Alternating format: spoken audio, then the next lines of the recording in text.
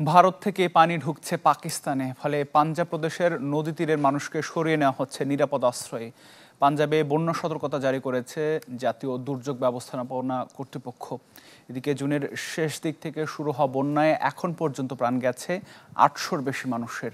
এর অর্ধেকের বেশি মৃত্যু ঘটেছে শুধু আগস্ট মাসেই।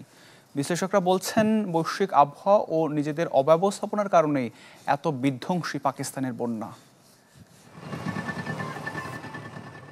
ভয়াবহ বন্যায় বিপর্যস্ত পাকিস্তান।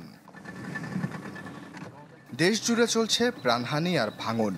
জুনের শেষ দিক থেকে শুরু হওয়া বন্যায় এ পর্যন্ত প্রাণ গেছে ৮০০-র বেশি মানুষের। এর অর্ধেকের বেশি মৃত্যুই ঘটেছে শুধু আগস্ট মাসে। সর্বশেষ সতর্কতা এসেছে পাঞ্জাবে। শাহদারায় রাভি নদীতে উচ্চ জোয়ারের পূর্বাভাস দিয়েছে আবহাওয়া বিভাগ। অস্বাভাবিক ভারী বৃষ্টির সাথে ভারত নিয়ন্ত্রিত জম্মু ও কাশ্মীর থেকে ছেড়ে দেয়া অতিরিক্ত পানির ঢল বন্যা আরও তীব্র করে তুলেছে। খুলে দেওয়া হয়েছে সব প্রধান বাঁধের গেট। এ পর্যন্ত শুধু পাঞ্জাবেই ১,৬৭,০০০ মানুষ ঘরছাড়া। এর মধ্যে প্রায় ৪০,০০০ মানুষ সরকারি সতর্কতা পেয়ে স্বেচ্ছায় নিরাপদ আশ্রয়ে সরে গেছেন।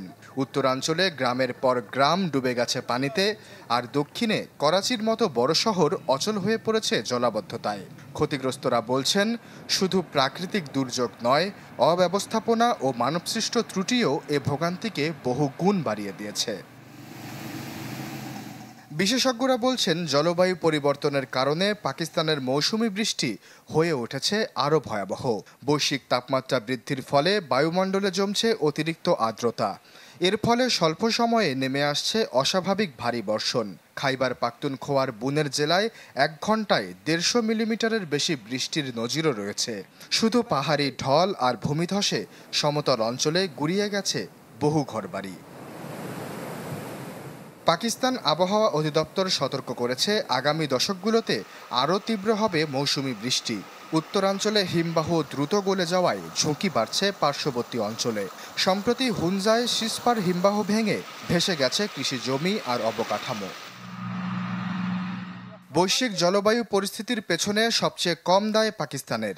বৈশ্বিক গ্রিনহাউস গ্যাস নির্গমনে দেশটির অবদান ১%-ও কম। অথচ জলবায়ু সংকটের সবচেয়ে বেশি ভুক্তভোগী এই দেশটি। অন্যদিকে এবারের বন্যার আরেক বড় কারণ হলো ক্লাউড বার্স্ট, অর্থাৎ হঠাৎ করেই নির্দিষ্ট এলাকায় অল্প সময়ে প্রচণ্ড বর্ষণ।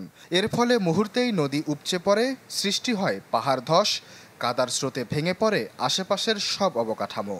দুর্যোগ কবলিত এলাকায় সড়ক যোগাযোগ বিচ্ছিন্ন হওয়ায় সহজে পৌঁছায় না অ্যাম্বুলেন্স বা উদ্ধারকারীরাও। এছাড়া পাকিস্তানে এই দুর্যোগকে আরও দুঃসহ করে তুলেছে অব্যবস্থাপনা। এখনও নদীর তীর ঘেঁষে ঘরবাড়ি তৈরি হচ্ছে। যদিও নদী সংরক্ষণ আইনে ২০০ ফুটের ভেতরে স্থাপনা নিষিদ্ধ থাকলেও সেটি উপেক্ষিত হচ্ছে বারবার।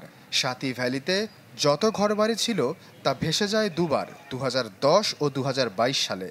তবুও ২০২৫ সালে আবারও সেখানে গড়ে ওঠে ঘরবাড়ি। প্রতিবারই একই ভুল, আর সেটি হলো নদীর কোল ঘেঁষে অবকাঠামোর পুনর্নির্মাণ। আরেকটি বড় সমস্যা বন উজাড়। পাকিস্তানে বনভূমি এখন মাত্র ৫%, যা দক্ষিণ এশিয়ার মধ্যে সবচেয়ে কম। পাহাড়ি অঞ্চলে নির্বিচারে কাঠ কাটা ও খনন কাজ প্রাকৃতিক রক্ষা কবচকে ধ্বংস করেছে। গাছপালা থাকলে যে স্রোত ধীরে নামত, এখন তা ভয়ঙ্কর বেগে ধেয়ে আসছে নিচের জনপদে। শহুরে এলাকায় সমস্যা আরও জটিল। করাচির মতো ২ কোটি মানুষের নগরী প্রতিবারই থমকে যায় বর্ষণে। প্রতিদিনের ২০,০০০ টন বর্জ্যে ভরে গেছে নালা, আর অবৈধ স্থাপনা শুরু করে ফেলেছে প্রাকৃতিক ড্রেনেজ ব্যবস্থা। Human rights commission of Pakistan বলছে, করাচির বন্যা শুধু বৃষ্টির কারণে নয়, বরং নালা ভরাট, বর্জ্য ব্যবস্থাপনার অভাব, অবকাঠামোগত দুর্বলতা আর অভিজাত আবাসন প্রকল্পের দৌরাত্ম্যের ফল। এবছর সরকার প্রতিরক্ষা খাতে ব্যয় বাড়িয়ে $৯ বিলিয়ন করেছে, অথচ জলবায়ু মন্ত্রণালয়ের বাজেট কমিয়ে আনা হয়েছে মাত্র $৯.৭ মিলিয়ন। সমালোচকদের মতে, নিজেদের মধ্যে স্থিতিশীলতা বাড়াতে না পারলে আন্তর্জাতিক সম্প্রদায়ও সহায়তার আগ্রহ হারাবে। আশ্বাস চৌধুরী, চ্যানেল 24।